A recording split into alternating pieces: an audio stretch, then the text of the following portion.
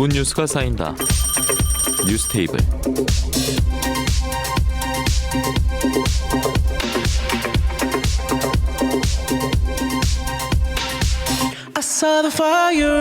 네, 격주로 만나는 두 분 소개해드리겠습니다. 이준석 전 국민의힘 대표, 허성무 전 창원시장입니다. 어서 오십시오. 안녕하세요. 안녕하세요. 예, 바쁘십니까? 네. 오면서도 휴대전화를 계속 만드셔가지고 예. 바쁜 일이 많으신가요? 새벽에 예. 거의 첫 차 타고 이제 네. 고속버스 타고 내려왔습니다. 네. 예. 특히나 또 비도 많이 와서 저희 걱정 많이 했습니다. 그러니까 대구 지나니까 갑자기 폭우가 쏟아지더라고요. 예. 이렇게 비뿐만 아니라 저희가 다뤄볼 사안이 굉장히 많은데 먼저 안타까운 소식부터 이야기해 보겠습니다. 지난 18일 서울 소초구에 있는 서희초등학교 20대 교사가 교내에서 극단적인 선택을 해서 파장이 일고 있는데요. 애통함을 넘어서 분노까지도 일고 있는 사안이기도 합니다. 먼저 전 대표님 듣겠습니다. 그러니까 이런 거잖아요. 물론 이 사안에 있어가지고 정확한 어떤 그 선생님이 그런 선택을 하게 된 동기는 아직까지도 밝혀져야겠지만은 예. 알려지는 것처럼 과도한 민원이라든지 이런 것에 대한 부담이 작용했다고 한다면은 이건 사실 저희가 이미 알고 있는 거였습니다. 그러니까 초등학교 교원들이 임용됐을 때 그리고 초급 공무원들이 임용됐을 때 지금 굉장히 그 업무 피로도를 호소하는 비율이 높고 그게 업무 그 자체보다가 민원성 그런 민원인들의 과도한 민원 때문에 그렇다라는 지적이 있어 왔거든요. 특히 교육의 영역에 있어가지고는 이게 일반 민원과 다르게 원래 교육 공무원이라고 하면은 교수 학습 업무에 집중할 수 있어야 되는데 최근엔 보육에 가까운 민원들이 굉장히 많았다는 거예요. 예를 들어서 우리 애가 아프니까 죽 좀 끓여주세요 이런 거. 네. 이런 게 있었다는 건데 저는 이거는 어떻게 조정하고 이럴 거 아니라 깔끔하게 차단해야 된다 생각합니다. 그러니까 앞으로 교육 현장에 있는 일선 교사에게 소통하는 것을 금지해야 된다. 제가 이렇게 이야기하는데 네. 그럼 또 어떤 분들은 아니 애가 크면서 뭐 이것저것 전달할 수도 있지 왜 소통을 차단하려고 하느냐 이렇게 하겠지만은 이런 겁니다. 모호함이 있으면은 또 이게 파고듭니다. 예, 어떤 것이 필요하고 어떤 것이 필요하지 않은지 보세요. 이번에 반농담조로 민주당이 했던 것 중에 불체포 특권을 포기하겠다. 사안에 따라서는 우리가 또 할 수도 있다 이래버렸잖아요. 그러면 선언 안 하니만 못한 게 되는 거거든요. 마찬가지로 이런 불합리한 민원을 차단하기 위해 가지고는 깔끔하게 비교육성 민원 같은 경우에는 예. 학교 행정실이라든지 아니면 또 상담교사가 있습니다. 전문 상담교사가 있는데 이 전문 상담교사를 통해 가지고 학생에 관한 내용은 전달될 수 있으면 좋겠다. 그리고 이게 궁극적으로는 나중에 이제 외국의 카운슬러 제도처럼 아예 이제 교육과 상담의 영역이 분리가 됐으면 좋겠다 이런 생각이고 이러면 또 전문 상담 교사 하시는 분들 아니면 전문 상담사 하시는 분들은 왜 우리한테 일을 떠넘기려 하느냐 이렇게 할 텐데 이 영역도 지금 법정 인원보다 학교별로 적게 지금 임용되어 있습니다. 거의 한 절반 아니면 3분의 1 정도 임용되어 있거든요. 그리고 이것의 업무 영역이라고 하는 것이 학교마다 교장 선생님이 어떻게 운영하느냐에 따라 너무 다르게 돼 있어요. 그런데 이거를 좀 규격화하고 업무 분장을 정확히 하고 그리고 예. 충분한 인원을 확보하는 것이 중요할 것이다. 저는 이렇게 생각합니다. 네, 비교육적 민원에 있어서는 사적 통신 자체를 좀 금해야 된다 이런 목소리 들었고 아무래도 우리 아이들 교육에 조금 더 가까이 있는 분이기 때문에 제가 전 대표님께 여쭤봤고요. 이번에 좀 어떻게 보셨습니까, 시장님? 예, 그 과도한 학부모들의 개입에서 이제 이 문제가 지금 불거진 거 아닙니까?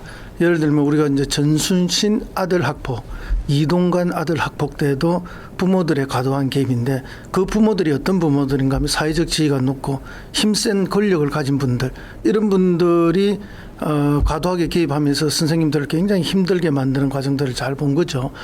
그런데 거기 플러스해서 이제 사적 그런 민원 서비스까지 요구한다. 그러니까 학부모들의 관점이 선생님을 우리 아이들을 가르치는 스승이나 선생님으로서의 생각이 아니라 서비스를 제공하는 단순한 서비스 제공자 정도로 생각하고 우리는 그 서비스를 제공받는 소비자고 소비자가 왕이기 때문에 컴플레인 해도 괜찮다.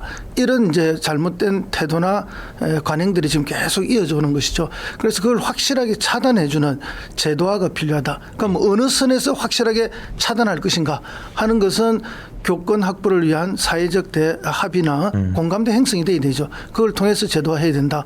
그리고 한 가지 측면에서는 또 뭔가 하면은 그렇게 공감대를 끌어내려면은 이번에 이 희생된 선생님의 그 안타까운 죽음 억울한 죽음에 대한 명백한 원인 규명이 또 필요하다. 그렇죠. 예, 예. 그래서 수십 통의 전화를 한 사람 또 어떤 역할을 한 사람들 그건 뭐 선생님의 휴대폰을 챙겨본다든지 아니면 주변 동료 교사들과의 그동안의 대화 속에서 나와 있는 거라든지 이런 거에 대한 철저한 조사를 통해서 원인을 밝혀내고 또 거기에 따른 책임을 지우고 그런 과정 속에서 공감대를 형성해서 제도화를 만들어서 예. 다시는 이런 일이 반복되지 않고 교권이 확보되도록 해줘야 되죠.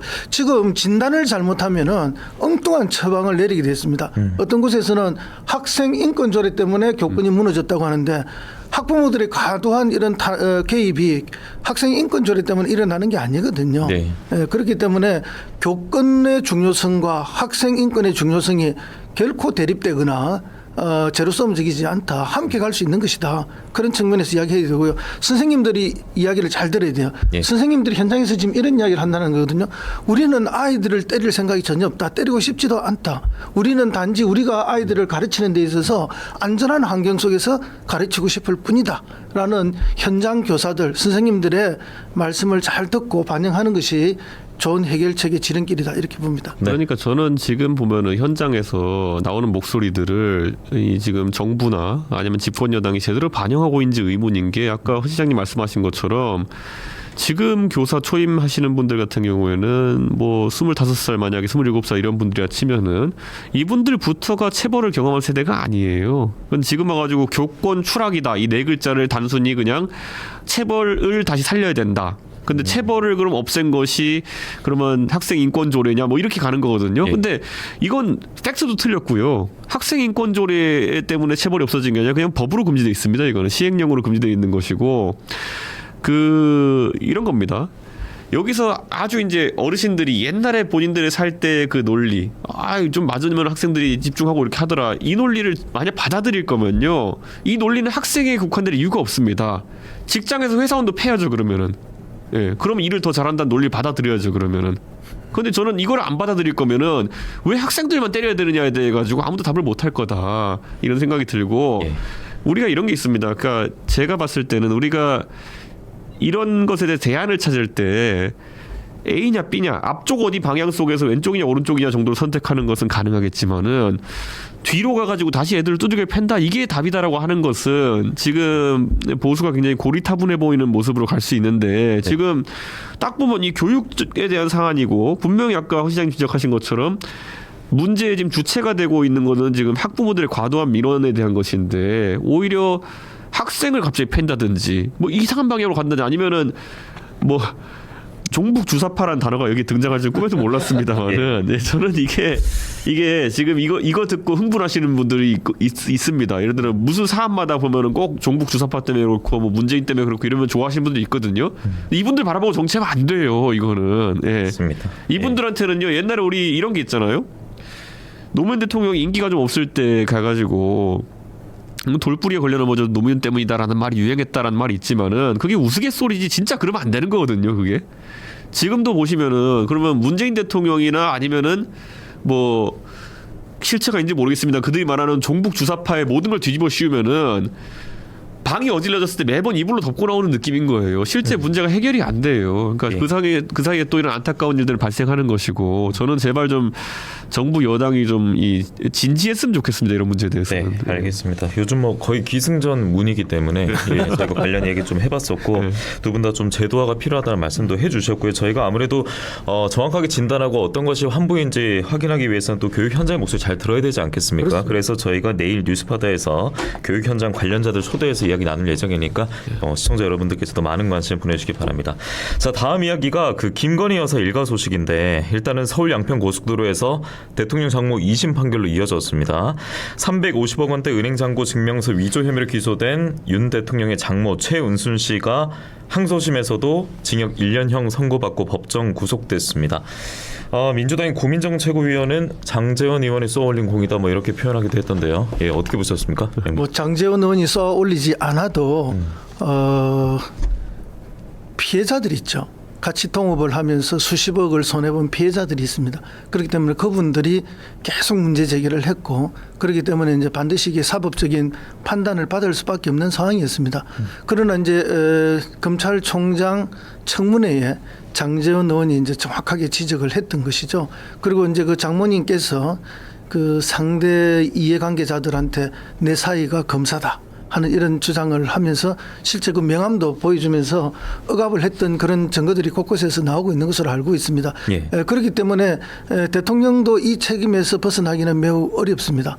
특히 이제 대선 과정에서 장모님이 전부 사기를 당했고 피해를 봤다 이런 이유로 말씀을 드리고 단돈 10원도 다른 사람들한테 피해를 준 적이 없다 이렇게 표현하셨는데 실제로 보면은 다른 피해자들이 다 있는 거죠. 있고 장모님은 오히려 많은 이득을 취했던 것입니다. 이제 그런 것들이 이번에 사법적 판단을 통해서 이제 밝혀지게 된 것이고 따라서 그게 관련돼서 이렇게 처벌을 받는 건 당연한 것이고요.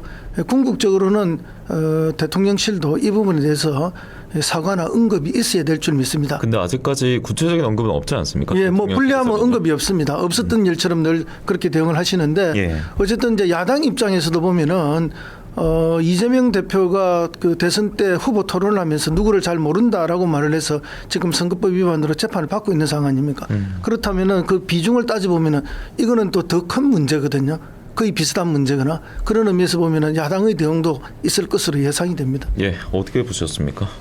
대통령이 무엇보다도 사법적 측면에서는 전문가 아니겠습니까? 그러면 장모가 만약에 이런 어려운 건으로 수사를 받고 있다라고 했을 때 그럼 어느 정도 수준에서 사위와 상의를 했을까는 우리가 미루어 짐작할 수 있는 부분이 있습니다. 그러면은 예를 들어 일반 변호사는 뭐 못 믿어가지고 제대로 얘기를 못했더라도 예를 들어 사위라 그러면은 있는 그대로 좀 상의를 하고 그거에 대해 가지고 사위 내가 어떻게 될까 이런 걸 물어보지 않았겠습니까 상식적으로. 그런데 대통령께서 그거를 정보를 다 알고 10원 한 장 받은 거 없다라고 이제 하신 게 이제 문제가 되는 건데 저는 이 안에서 이제 둘 중 하나거든요. 결국에는 대통령께서 사법 영역의 전문가신데 판단을 잘못했다이든지 아니면은 감쌌다 이 둘 중에 하나인 거거든요. 어느 쪽으로나 다소 약간 좀 제 생각에는 문제가 있을 것 같은 그런 상황이고 예.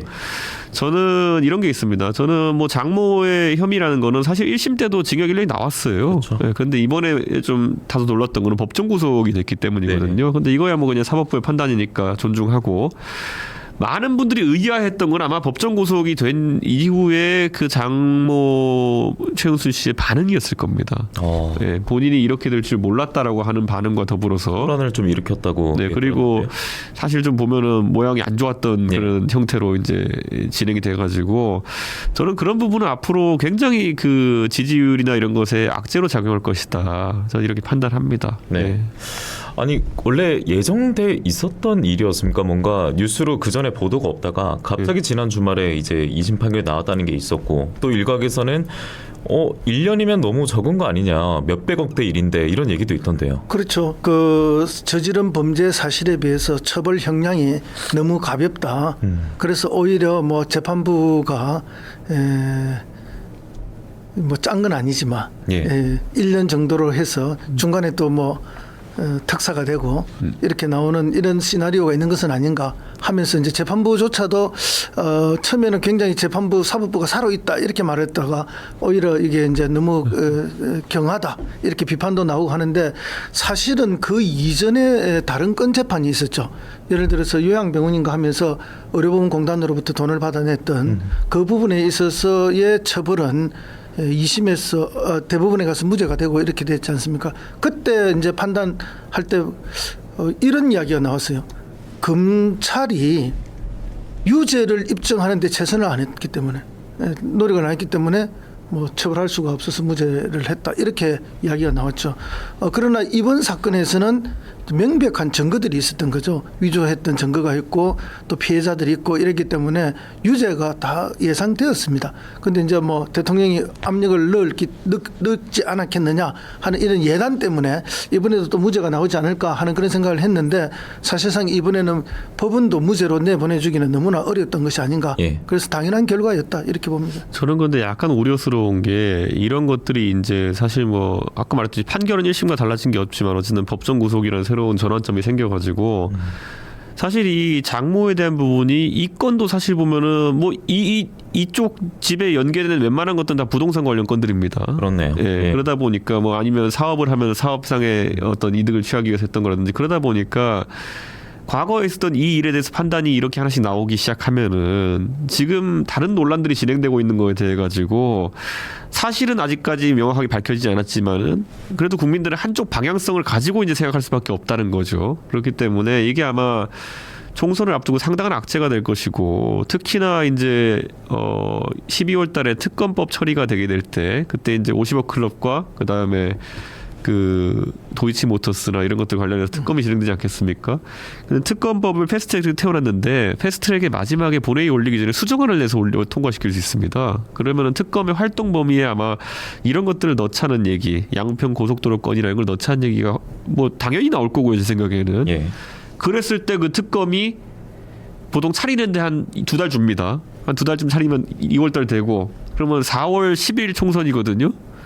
그때 한창 이제 보면 사람들 압수수색하고 이러고 있을 때입니다, 제 생각에는. 그러니까 저는 상당히 지금 여당에서는 이 리스크를 가볍게 보면 안 된다. 예, 그냥 시간표가 그렇게 짜여졌다. 저는 그렇게 봅니다. 네, 한 30초 남았는데 여기서 대통령이 뭐 한마디 할 가능성은 없는 겁니까? 뭔가 언급을 했으면 하는 국민들의 바람이 많을 것 같은데요. 지금 여사 일가도 계속해서 관련 이야기 나오고 있는 거죠. 지금까지 1년 몇 개월 동안의 집권 과정을 쭉 보면은 이런 불리한 그 국면이 왔을 때 대통령은 언급이 없습니다. 그러니까 저희가 나중에 다루겠습니다만 뭐 정쟁화 될 수 있기 때문에 대통령실은 뭐 언급하지 않겠다 이런 얘기도 있었는데 이 말말말에 좀 많이 귀를 기울이고 있기 때문에 국민들이 그렇게 하다가 예. 정 불리하면은 이제 종북 좌파를 꺼내서 역공을 시도합니다. 알겠습니다. 뭐 여러 말들이 나오고 있는데 저희가 이제 이 말말말에 관련해서는 저희가 잠시 후에 돌아와서 두 분과 얘기 나누도록 하겠습니다. 잠시 후에 뵙겠습니다. 네, 뉴스테이블 특별판 두 분과 함께 하고 있습니다. 이준석 전 대표, 허성모 전 시장과 함께 하고 있고요. 말말말 얘기를 하다가 저희가 끝을 냈었는데 다음 이야기가 이제 대통령실에서 밝혔던 내용이긴 한데요. 어떤 거냐면 유럽 순방 대통령 다녀오지 않았습니까? 그때 이제 비 피해가 많았기 때문에 국내로 바로 오는 거 아니냐 하다가 우크라이나 갔습니다. 그러면서 대통령실이 당시에 당장 대통령 서울 가도 상황이 바뀔 건 없다라고 했었고요.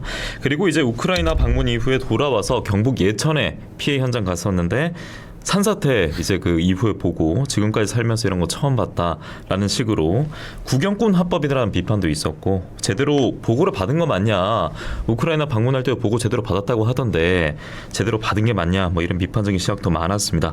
정치권의 말말말, 대통령의 말 이런 것들 좀 어떻게 보고 들으셨는지도 궁금하고요. 재난을 대하고 있는 정부의 자세도 추가적으로 궁금합니다. 먼저 대표님 듣겠습니다. 제가 이제 그 순방 시에 나오는 얘기 중에 보면은 이제 참모발로 나오는 이상한 말들이 좀 있었거든요. 어떤 예를 들어 게 있어요? 명품 쇼핑 논란 이런 거에 대해 가지고 뭐 호객행위였다 뭐 이런 거 나오잖아요. 예, 그래서 제가 그런 사람들 뭐 참모를 당장 이거는 경질해야 된다부터 엄청나게 공격했거든요. SNS 남기셨죠. 네, 근데 이게 이번에는 보면 예천이나 이런 데서 나온 거는 대통령 본인 말씀이거든요. 그렇죠. 그러다 보니까 예. 뭐라고 표현해야 될지 모르겠다. 이렇고 이런 게 있습니다. 저는 사실 예전에 신림동에서 이제 작년에 수해 났을 때도 비슷한 화법으로 문제가 된 적이 있습니다. 네, 그렇기 때문에 이 현장에 가지고 한 화법은 어느 때보다 이제 조심해야 된다고 각인되어 있을 것인데 왜 그랬느냐라는 생각이 들고, 사실 우크라이나 방문 같은 경우에도 보면은 저 개인의 경험과 결부해서 보면 제가 갈 때는 거의 왜 가냐고 하면 난리 났어요. 예. 먼저 방문하셨는데 시끌시끌했죠. 저 그때. 가는데 막 왜 그런데 가냐 그러고 막 이렇게 해가지고 사람 바보 만들고 이렇게 하다가 지금은 슬그머니 이제 갔는데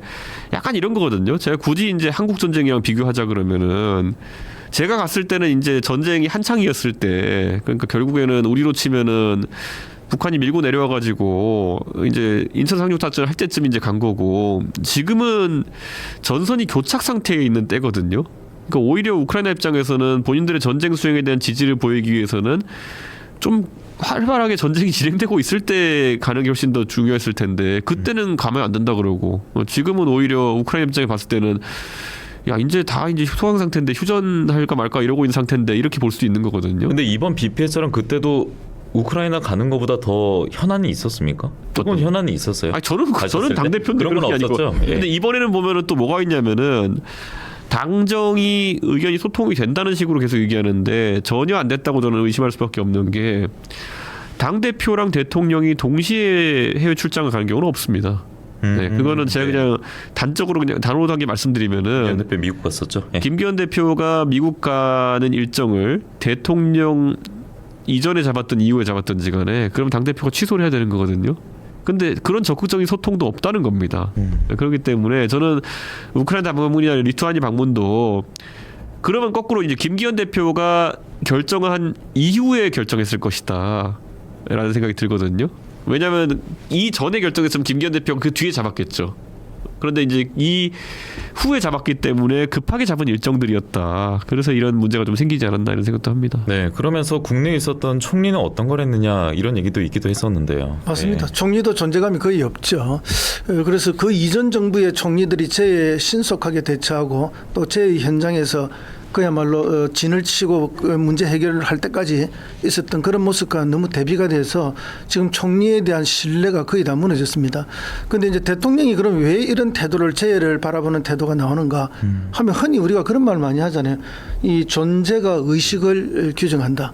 그러니까 윤석열이라는 사람의 존재가 지금까지의 성장 배경이라든지 근데 검찰에서의 생활이라든지 이런 속에서 있을 때 자기는 모든 사람을 심판하고 처벌하고 이런 사람이지 자기가 책임지는 사람이라는 생각을 한 번도 안 한 거예요.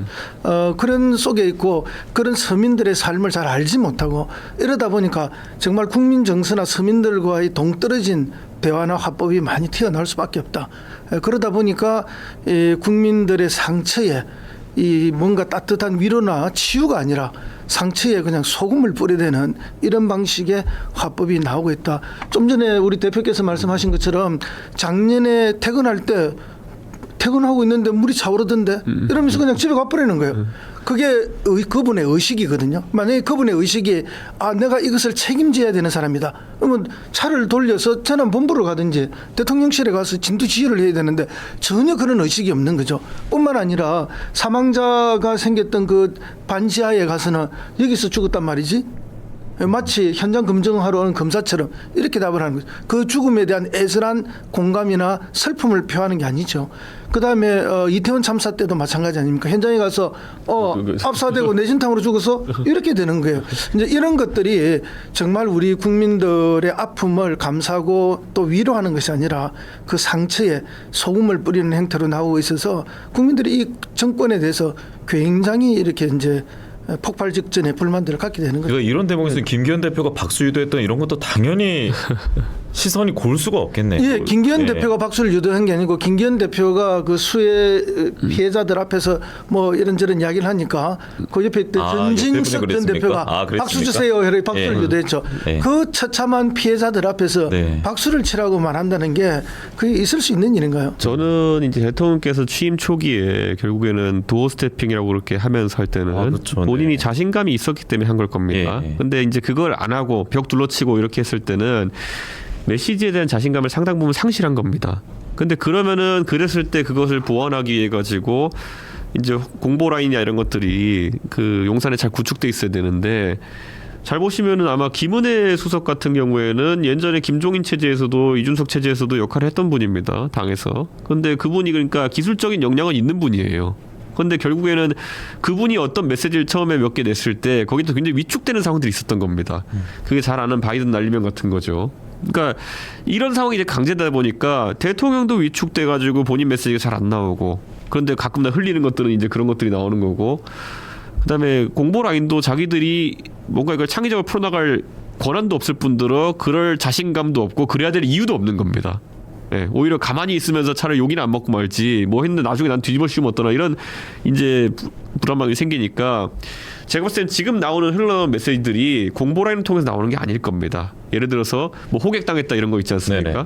거기 선에서 해결이 안 되니까 말 그대로 용산의 비서실에 아무나 붙들고 한마디 나오면 기사 쓰는 겁니다. 이제 보면은 어떻게 대답하면 좋을까 하나하나 나오는 것 중에 갔다 온 수행원 중에 하나 해가지고 갔더니 어떻게 된 거냐 그랬더니 호객당했다 이러면 쓰는 겁니다. 그냥 제 생각에는 그게 정확하게 언론 관계를 이해하고 기사가 어떻게 나올지를 디자인해서 하는 그런 실력이 있는 그 공보 라인이면은 애초에 그런 메시지가 나갈 리 없고요. 언론인들도 그렇게 쓰고 싶지 않아 합니다. 가가지고 누구 골탕 먹이는 것처럼. 그런데 기사는 써야겠는데 아무도 말을 안 해주니까 가가지고 어디 수행을 했던 사람한테 어떻게 된 거야 했더니만은 그거 호객당한 거야. 그냥 이렇게 하고 그걸 쓰는 겁니다. 이제. 그러니까 이게 지금 무슨 문제냐면 대통령의 메시지도 지금 기사하기 어려운 상태고 공보 라인도 기사하기 어려운 상태다. 이게 지금 여실히 보이는 겁니다. 그러니까 호객은 기자들도 놀랬겠네요. 예. 잘못 들은 거 아닌가 했겠네요. 그럼요. 깜짝 놀라죠. 예. 설마 무슨 이런 이야기가 국민들도 놀랐는데 기자들이 안 놀라겠습니까?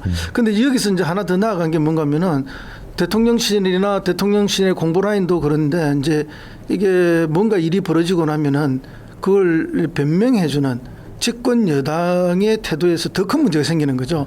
예를 들면은 김건희 여사의 그 명품샵 방문을 문화 탐방 일환이다. 뭐 이런 식으로 나오는 거예요. 그렇죠. 예. 그러면 이게 무슨 말이 되는 이야기입니까? 그 국민들이 정말 이거 뭐 엄청난 일이 되는 거예요. 그럼 점점 일을 키워 나가는 이런 방식이 되는 거죠. 아니 누구는 이제 음식에 비유하자면 누구는 같은 재료를 가지고 멋진 음식을 만들 수도 있는 거고 누군 다 갈아가지고 잡탕 만들 수도 있는 거거든요. 근데 저 같으면 그 주어진 상황 굉장히 불리한 상황이죠. 명품샵을 간 게 사진 찍혔고 리투아니아 언론에 보도가 되고 네. 그다음에 가게 주인은 막 자기 가게 홍보한답시고 이제 되게 이게 막 부풀려서 얘기한 것 같은 정황인데 그럼 저는 이렇게 얘기했을 것 같아요. 그냥 개인 시간이었고 내가 아무래도 비즈니스를 이쪽으로 하다 보니까 유럽 패션 트렌드라는 걸 좀 보기 위해 갔던 건 맞다. 그래서 사지 않았다. 그리고 사실 이게 보면은 아예 명품샵이라고 하면은 예를 들어 뭐 까르띠에 전용 가게에 갔다 이런 거면은 아주 고급 쇼핑 욕구라고 할 수 있겠지만은 여기는 모아가지고 이제 자기 입맛에 맞게 편집해놓은 편집샵이다. 그러면 이거는 좀 그냥 트렌드를 보러 간 거라는 해명을 할 수 있을 것 같다. 이렇게 갔으면은 그래도 완벽하게 해명 안 되겠지만은 지금보단 나아요. 무슨 호객당했다 이것보다는. 근데 그러니까 이런 거거든요. 그러니까 같은 재료를 가지고도 맛있게 만들 수 있는 게 있고 먹을 수 있는 정도로 만들 수 있는 게 있는데 이거는 재료도 이상하고 요리법도 이상한 이런 상황입니다 지금. 네, 해명도 트렌드하지 못했는데 그런데 대통령이 그래도 강조해서 힘줘서 자신 있게 말하는 단어는 카르텔은 있지 않습니까? 네. 이번에 수해복구 피해 관련해서도 카르텔 단어가 나오기도 했었는데 카르텔을 강조를 참 많이 하고 있거든요. 그 점에 대해서는 뭐 이준석 대표가 한번 아주 세게 잘 정리를 해서 이야기를 했는데 그래서 전 시장님께 듣고 싶습니다. 저는 이제 이 카르텔이라는 게 사실은 법적 카르텔이 대한민국 최고의 카르텔이죠. 사법 그리고 카르텔을 그 정점에는 검찰 특수부들이 있는 거 아니에요. 그 특수부의 정점에는 박영수 특검과 지금 대통령이 계시는 거고 그런 면에서 보면은 오히려 그 카르텔이라는 그 말을 하고 지금 플래카드들이 시내 곳곳에 그 카르텔을 깨겠다 이런 게 있는데 아니 저거 누구한테 하는 이야기인가 이런 생각을 하게 되죠. 그러니까 카르텔을 하려면 대상이 있어야 되지 않습니까? 그렇죠. 대상도 없고요. 지금 이제 뭐 입금 보조금 카르텔을 깨겠다 이런 이야기를 하셨는데 이 보조금이라는 거는 다 법령에 기초해서 근거해서 지급되는 겁니다. 그리고 대개는 이제 목적 사업이 있어요. 정부가 서비스를 제공해야 되는데 정부 공무원들이 그것을 할 수 없어서 대신해서 좀 전문화된 집단들이 그 서비스를 대신 제공해 주는 거고 그 비용을 받는 겁니다. 그래서 이걸 줄이기도 매우 어려워요. 그래서 이건 대부분 사업비고 경상 운영비를 지급받는 보조금 단체들이 있습니다. 그건 전형적인 간변 단체들이죠. 우리가 알고 있는.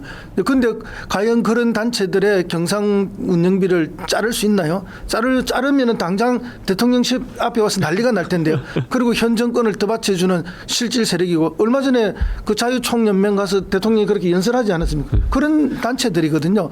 그렇기 때문에 이 카르텔이라고 말하는 것은 이번에도 수해에서도 제가 볼 때는 이 수해에 대한 책임을 누군가는 져야 되지 않습니까? 그럼 대통령실이 사과하고 정부가 책임지는 자세를 보여야 되는데 그것을 회피하기 위해서 또 다른 누군가를 악마화하는 것이고 국민들의 비난과 대상을 만들어주는 것이죠. 그런 관점으로 저는 보고 있습니다. 그러니까 저는 이제 이게 정치가 이제 반정치로 가는 게 보이거든요. 그러니까 정치라는 것이 결국 보면은 이 사안을 평가할 때 있어가지고 냉정하고 현실적으로 평가해야 되는데 이런 게 있어요. 자, 현실에서는 이렇게 봅시다. 예를 들어서 뭐 국회의원이 있고 그 사람이 세비를 받는다 이렇게 치고 그래서 세금 신고할 거 아닙니까?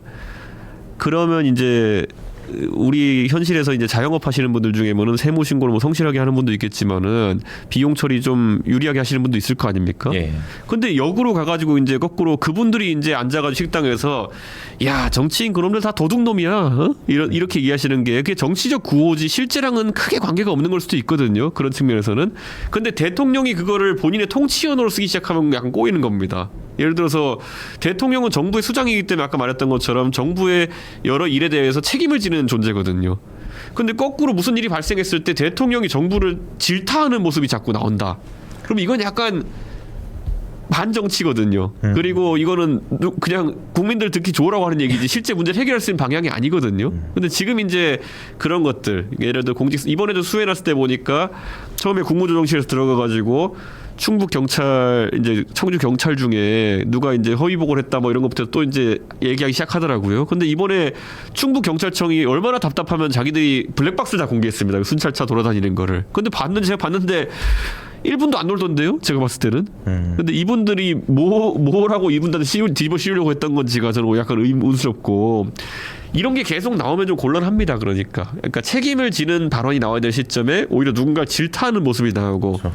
이런 게 저는 좀 의아하고 그래도 이 나라를 돌아가게 만들고 있는 그 주요 요소 중에 하나가 100만 공무원인데 급하니까 공무원 때려가지고 이걸 어떻게 해결하겠다? 그리고 대통령도 공무원이지 않습니까? 그렇습니다. 수장이지 않습니까? 아니 옛날에 세월호 참사 때도 보면은 고심 끝에 해경 해체라는 게 무슨 결론이었습니까? 그게 보면은 그러니까 저는 지금 이제 자꾸 이런 모습이 나오는 거는 계속 이제 보수 정권이 이런 경향성을 보이는 건 좀 굉장히 우려스럽습니다. 보면은. 예. 그래서 아까 말씀드렸지만 존재가 의식을 규정하는데 대통령이 자기의 존재를 모르는 거예요. 그리고 자기가 지금까지 성장해왔던 존재가 지금 자기 의식을 지배하고 있는데 그것이 이 대통령의 역할에 맞지 않는 경험과 의식을 가지고 있는 거죠. 저는 그런 의식을 이미 가져버렸는데 마지막 말씀을 어떻게 해야겠습니까? 그러면 어떻게 해야 됩니까? 그러니까 홍준표 대구시장이 토론에서 이런 이야기 했잖아요. 정치력이 없는 대통령을 뽑아놓고 정치력을 기대한다는 게 잘못된 거다. 그냥 우리가 도와주면 될 일이다. 이렇게 말했지만 사실 그렇게 해결되는 문제가 아니죠. 그러니까 국가가 굉장히 지금 혼란스럽고 어려워지는 거예요. 예를 들어서 우크라이나를 가셨는데 우크라이나 재건 사업에 참여해서 받아낼 우리의 이익과 그 러시아하고의 파탄 관계 속에서 나타나는 경제적 손해를 비교했을 때 러시아과의 파탄에서 나오는 손해가 더 크다는 것이 재계의 주장입니다. 그럼 재계는 속으로 부글부글 끓고 있다는 거죠. 예를 들면 현대자동차가 러시아 시장을 거의 압도적으로 장악했고 삼성전자 휴대폰이 장악했고 LG전자 가전이 다 장악했죠. 거기다가 팔도 도시락이라든지 초코파이라든지 이런 수많은 것들이 장악했는데 예. 이 시장이 다 날아가는데 우크라이나에서 그만큼의 시장을 가져올 수 있느냐 이런 문제도 생각해 봐야 됩니다. 알겠습니다. 두 분의 말씀 여기까지 들어야겠습니다. 왜냐하면 시간이 너무나 부족하고 늘 부족합니다만 특히 이준석 전 대표가 아쉽게도 마지막입니다. 두 분의 조합은 오늘이 마지막이기 때문에 마무리 말씀 빨리 들어야 될 것 같아요. 앞으로 뭐 어떻게 계획, 행보 이런 것도 궁금하고요. 뭐 저는 이제 순천에서 제가 한 8월 중순 말까지 이제 있으면서 아이들 가르치고 그다음에 이제 그러면 아무래도 여기 경남 MBC랑 좀 거리가 있다 보니까 출연은 못 하게 되겠지만은 그래도 관심 갖고 보고 또 저는 제 정치 행보는 제가 시시각각 때에 맞춰가지고 제가 내년에 꼭 저도 국회 진출하는 방향으로 어떻게 이뤄보도록 하겠습니다. 네, 그때 저희도 좀 언급을 많이 하게 될 것 같고 그 시기가 되면 그리고 전 시장님께서도 이제 파트너가 바뀌기 때문에 미리 들으셨습니까? 말씀 안 하셔도 됩니다. 미리 들으셨어요? 어쨌든 저는 뭐 우리 이준석 전 대표님 영광이 늘 있기를 바라고요. 특히 이제 합리적 보수를 대변하고 계시잖아요. 그러니까 보수가 합리적이면 진보도 합리적이고 이게 항상 상호 관계가 있습니다. 보수가 극단적이면 진보도 극단적 대결을 하게 되는 거고 그래서 서로 파트너가 좋아할 때 대한민국 발전이 있기 때문에 합리적 보수의 대표 주자가 돼서 대한민국 정치를 성공적으로 끌어주시기 바랍니다. 아유, 열심히 하겠습니다. 뉴스바다 문도 잘 열어주셔서 감사드리고 또 먼 길 오시느라 늘 고생 많으셨습니다. 여기서 인사드리겠습니다. 고맙습니다. 감사합니다. 네, 고맙습니다. 이준석 전 국민의힘 대표, 허성모 전 창원시장 함께했습니다.